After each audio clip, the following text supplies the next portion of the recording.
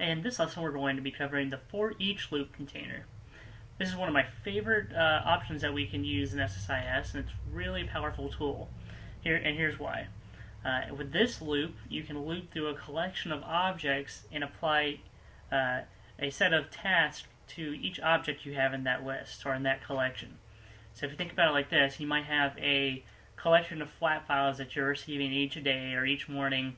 And with this SSIS package you're going to create, you want to bring in each one of those files that you have in this collection and apply a certain set of tasks or data flow tasks to each one of the files.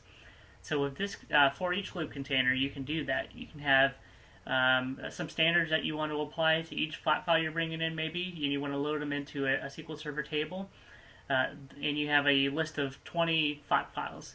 This for each loop container can apply those same changes to each flat file you bring in. So the way that you specify a collection of objects is known as an enumerator, and there's several different kinds of enumerators, which we'll talk about in just a moment. Once all the objects have been through the loop once each of one of the objects, each one of the like flat files or that will be known as an object in this case, once each of those have had the task applied to it, then the package will complete. So here are the different types of enumerators. This is also in the book. The for each file enumerator would be what I just spoke about, which you would give the container, the for each loop container, the directory where you have this list of files, and you give it the file extension, and each one of the files with that file extension will get loaded through the loop, through the for each loop. There's also the for each item enumerator. This loops through a list of items that are set manually in the container, and that's not used nearly as much as the for each file enumerator.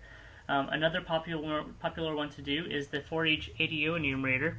This loops through a list of tables or rows, so this could recognize a table and loop through that table as many times or as many rows as you need.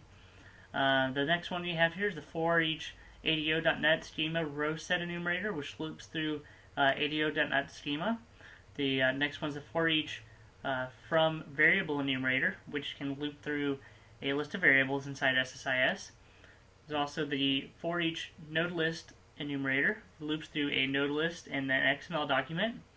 And then there's the last one is the for each SMO enumerator, which enumerates through a list of SQL management objects. Probably most common, you'd use the first one, the for each file enumerator, and the third one. Those are probably some of the more common ones. Another one you might use frequently would be the for each from variable enumerator, which uses the variables in SSIS. So these are the different enumerators you have. There's a possibility of what you can use.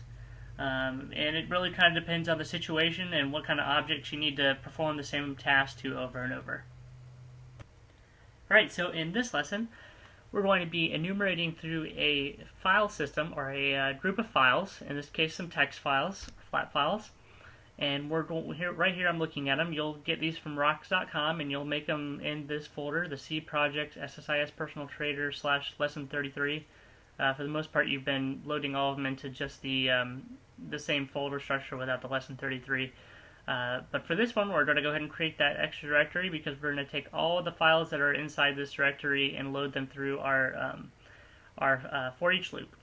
So these are just a set of 4 files here. You can open them if you'd like.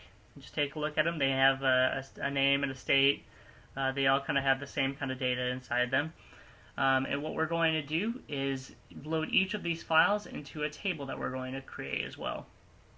So I just wanted to take a look at where the files need to be located before we get started. To go ahead and get started though, you're going to create a new package. So inside the Solution Explorer, you're going to right click on SSIS Packages and create a new package. And then we're going to rename that one Lesson 33.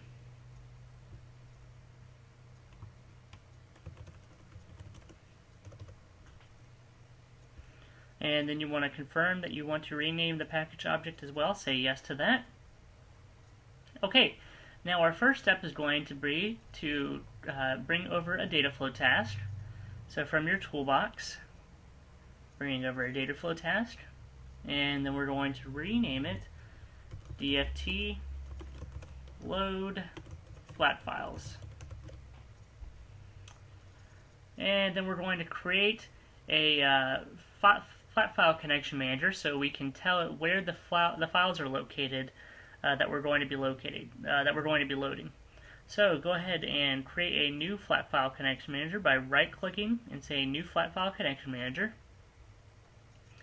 And we're going to be loading multiple files, but to start off with, we're going to point it to just a single file. And let's name this Flat File Connection Manager File Extract. Just give it some kind of name. And like I said, we're going to be loading multiple files, but we need to point it to a single one to start off with. So under Browse, we're just going to point it to file number 1. And this is going to change once we get to our for each loop. It's going to load each file, or each. We're going to use an expression on this connection manager to load each file, and we'll get to that in just a moment. Go ahead and check that we do want the first row to have the column names, and then take a look at the columns, just so you can have a look at what it's going to look like, and then click OK.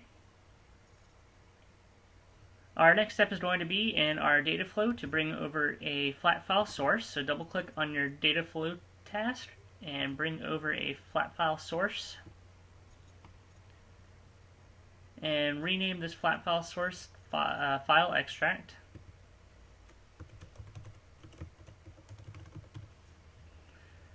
Once you have that, go ahead and open the flat file source editor by double clicking. And as soon as you did that, it recognized which connection manager you wanted to use, and that's correct. We want the file extract connection manager. And check out the columns that it's bringing back, which is the name column and the state column, and click OK. The next step we want is to create another connection manager, this time to an OLEDB connection manager. And this time we're going to use the EventualWorks 2008 database, which I already have as a preset here. Click OK to that and rename it just EventualWorks 2008. Alright, now we're ready to bring over an OLEDB destination. So bring that over onto your data flow pane here by going to your bottom, bringing over the OLEDB destination. Oop, I missed it. There we go. And connect that to your file extract, or connect your file extract to the destination. And go ahead and double click on the destination. And we're going to set we're going to create a new table. Click New. And then it'll load up a dialog box to create a new table. We can leave the settings we have here as they are, except let's just change this to for each loop. So that'll be the name of the table, just so we can associate it with this package that we created. Once you have that, go ahead and click OK, and that'll create the table here on the fly inside of SSIS. And then check out your mappings. You'll see that we have this warning sign here telling us that the mappings for the columns need to be corrected. So just click the Mappings tab to do that. You'll see they look good. Alright, go ahead and click OK. So we haven't done anything too fancy yet, but now we're going to start configuring our for each loop container. So go ahead and bring that over from your toolbox. Bring over the for each loop container, and stick your data flow task inside the container.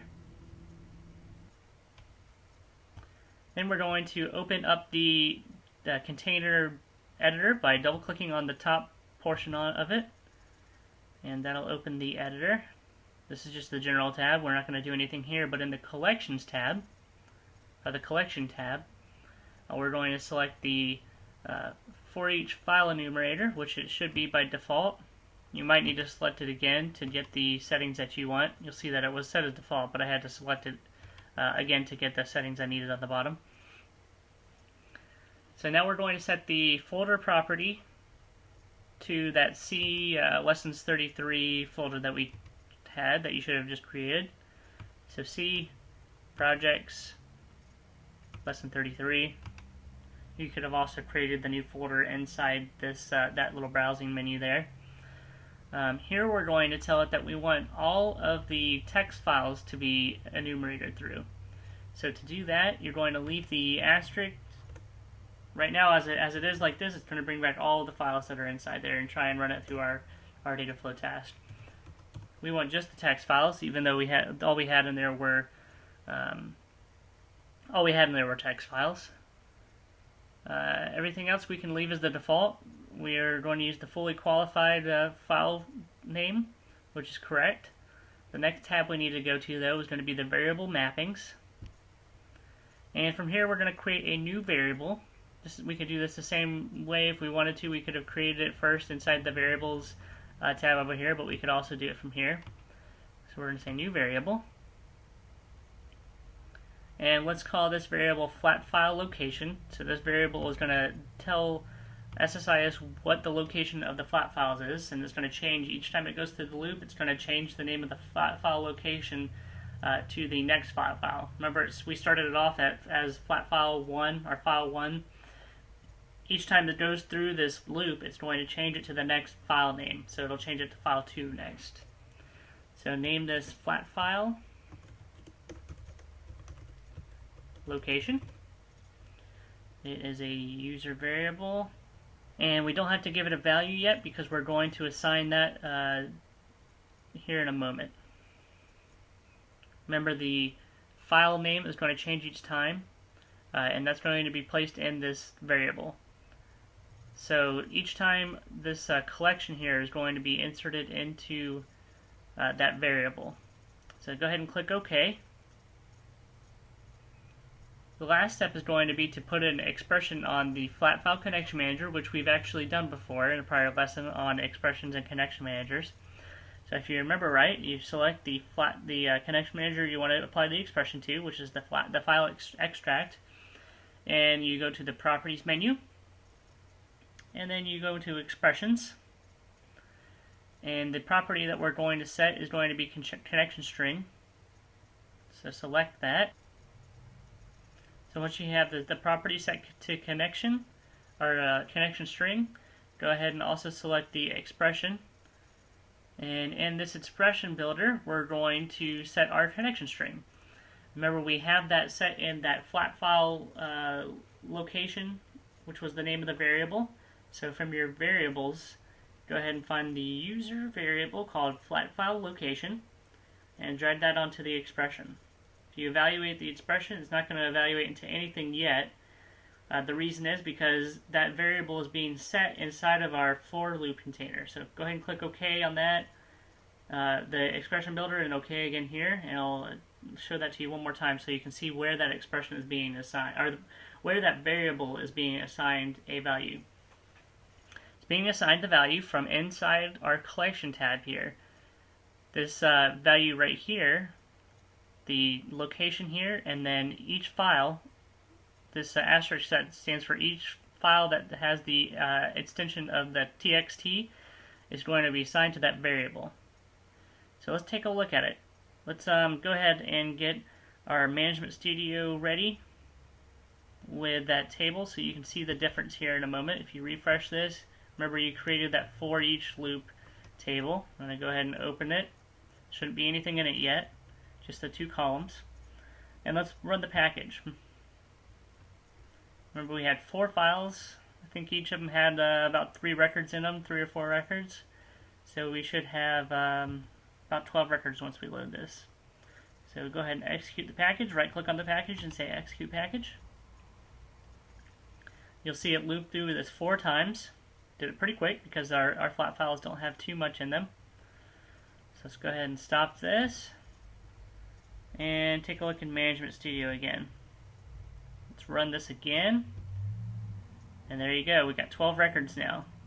We have a list of names and states that they're assigned to. The data doesn't matter, but you can see that we looped through each of these files that we had, that each of them contained 3 records, and we used that variable to assign a value of the location of those files to the flat file connection manager.